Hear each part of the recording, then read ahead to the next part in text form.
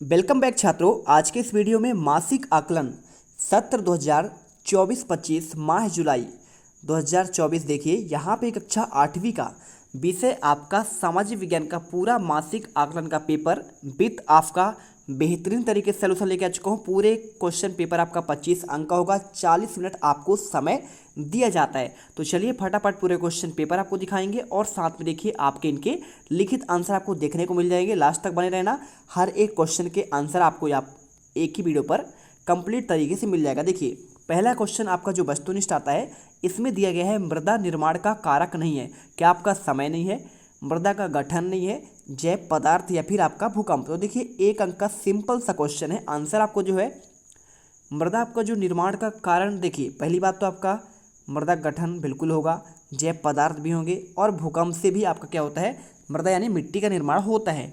ठीक है, लेकिन अगर मैं बात करूँ देखिए आपको इसमें समय का, तो समय का इसमें देखिए क्या होगा, कोई भी आपका इसमें नहीं होगा। तो आप आंसर क्या करेंगे, आप पहले का आंसर देखिए, आप इसमें समय जरूर करिएगा। ठीक है, कंफ्यूज मत होइएगा। सेकंड क्वेश्चन अनवीकरणीय संसाधन है। देखिए नवीकरणीय मतलब क्या होता है, एक होता है नवीकरणीय और एक होता है अनवीकरणीय। ठीक है, और देखिए आपका जो अनवीकरणीय होता है ना, जिन्हें हम दोबारा उपयोग में नहीं ला पाते हैं। ठीक है, जो जो देखिए अगर ख़त्म ही ना हो, वहाँ पे देखिए नवीकरणीय मतलब क्या होता है, कभी ख़त्म नहीं होते लेकिन अनवीकरणीय देखिए ख़त्म हो जाते हैं। अब इसमें देखिए सौर ऊर्जा जो है आपका जो है सूर्य से जो प्रकाश निकलता है वो हमेशा ऐसे ही आपका जो है आता रहेगा, मिलता रहेगा, कभी ख़त्म नहीं होगा, यानी आपका ये नवीकरणीय है। ठीक है, और पवन ऊर्जा भी देखिए आपका जो हवा है ख़त्म नहीं होगा, और आपका जल ऊर्जा, तो जल ये चीज़ें आपके ख़त्म नहीं होंगे, तो आपके क्या हो जाएंगे, आपके नवीकरणीय। लेकिन आपके इसमें जो कोयला से उत्पन्न ऊर्जा होता है यह आपका अनवीकरणीय होता है। तो आंसर आपको देखिए इसमें आ लगा देना है।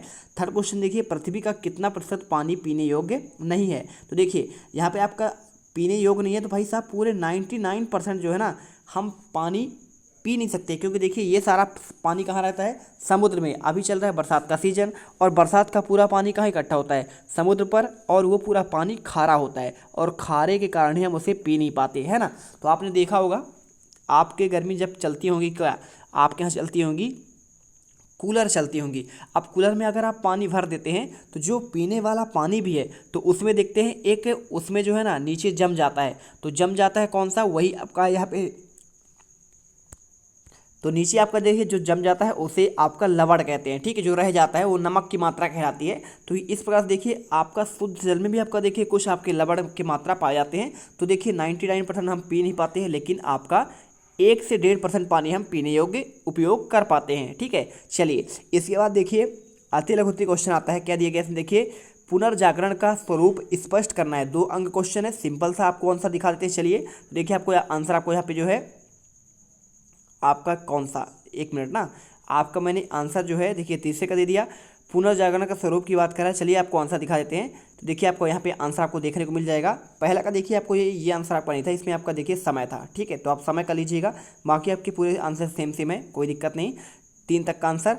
अब इसके बाद देखिए चौथे का आंसर आपका यहाँ पे ये हो जाएगा। तो आप इसे देखिए पुनर्जागरण आपका यहाँ पे बात कर रहा है, तो यहाँ पे देखिए 14वीं और 17वीं सदी के बीच यूरोप में जो सांस्कृतिक और धार्मिक प्रगति, आंदोलन और युद्ध हुए, उन्हें पुनर्जागरण कहा जाता है। इसके फलस्वरूप जीवन के प्रत्येक क्षेत्र में नवीन चेतना आई, और यह आंदोलन केवल पुराने ज्ञान के उद्धार तक ही सीमित नहीं थी, बल्कि इस युग में कला, साहित्य और विज्ञान के क्षेत्र में नवीन प्रयोग आपके हुए थे।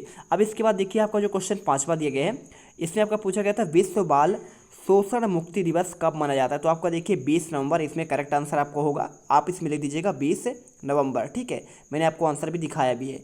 और इसके बाद देखिए क्वेश्चन आपका लिए, पृथ्वी पर संसाधन असमान रूप से क्यों वितरित है। तो क्वेश्चन 6 का आंसर आपको देखिए आपको ये मिल जाएगा। आपको लिखना पड़ेगा पृथ्वी पर संसाधन असमान रूप से वितरित है, क्योंकि यहाँ कई भौतिक कारक जैसे जलवायु और भूभाग पर यहाँ तक किसी स्थान की ऊंचाई पर निर्भर करता है, और इसलिए प्राकृतिक संसाधनों का वितरण असमान है, क्योंकि ये कारक पूरी दुनिया में अलग करती हैं। अब इसके बाद देखिए क्वेश्चन क्या दिया गया है, 7वां दिया है आपका। देखिए इसमें ये आपका 3 नंबर क्वेश्चन आपका आएगा लघुत्तरीय क्वेश्चन के अंतर्गत, सामंतवाद का पतन किस तरह से हुआ था। तो चलिए आपको यहाँ पे आंसर बताते हैं। इसके पहले अगर चैनल पर पहली बार विजिट कर रहे हैं तो वीडियो को लाइक कर दीजिएगा। ठीक है, देखिए क्वेश्चन में क्या दिया है, आप यहाँ पे ये लिखना पड़ेगा, यूरोप में सामंतवाद का पतन, विनम्र संस्कृति के विकास, एक केंद्रीकृत राजतंत्र के उदय, आग्नेय स्तरों की शुरुआत और राष्ट्रवाद और नौकरशाही के उदय से प्रभावित था। अब क्वेश्चन देखिए आपका ये कंप्लीट हो चुका है। अब इसके बाद आपका जो क्वेश्चन आता है यहाँ पे, इसमें दिया गया है मानव संसाधन महत्वपूर्ण क्यों है। 3 अंक का क्वेश्चन आपका ये भी पूछा गया है। चलिए आपको आंसर जो है इसका दिखा देते हैं। यहाँ पर आपको आंसर ये मिल जाएगा, ठीक है। तो ये देखिए यहाँ पे मानव संसाधन अत्यंत महत्वपूर्ण संसाधन है, क्योंकि मानव की प्रकृति के, देखिए प्रकृति के अन्य संसाधन का उपयोग करता है और लोग और अधिक संसाधन बनाने के लिए देखिए प्रकृति का सबसे अच्छा उपयोग करें, और तभी कह सकते हैं जब उनके पास ऐसा करने के लिए देखिए ज्ञान हो, कौशल हो, प्रौद्योगिकी उपलब्ध हो। अतः मनुष्य एक विशिष्ट प्रकार का संसाधन है। आपको उत्तर लिख देना है। इसके बाद क्वेश्चन देखिए आपका ये कंप्लीट हो चुका है। क्वेश्चन आपका आता है यहाँ पे दीर्घ उत्तरीय क्वेश्चन 5 अंक वाले। इसमें प्रदूषण क्या है और इसे रोकने के आपके उपाय पूछा गया है। तो क्वेश्चन 9 का आंसर चलिए आपको दिखाते हैं। क्वेश्चन 9 का आंसर आपको देखिए आपको ये मिल जाएगा, ठीक है। ध्यान से देखिएगा, आपको ये मिलेगा क्वेश्चन 9 का आंसर। देखिए प्रदूषण प्राकृतिक वातावरण में प्रदूषकों का प्रवेश है जो प्रतिकूल परिवर्तन का कारण बनते हैं।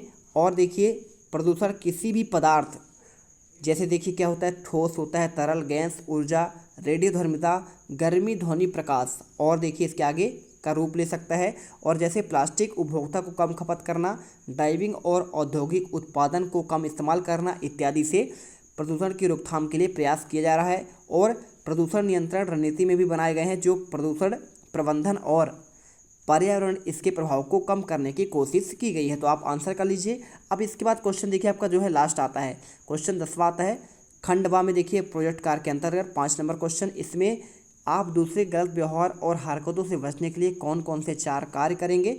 इसके अगर मैं आंसर की बात करूँ तो देखिए आपको यहाँ पे लिखा है उनके साथ अलग व्यवहार की ज़रूरत होगी और ऐसे लोगों से डटकर मुकाबला करें, ज़रूरत पड़ने पर विश्वास के साथ ले लें जिससे उनके गलत व्यवहार का सबूत आपके पास रहे, और किसी भी विवेक से काम लें और जल्दबाजी ना करें।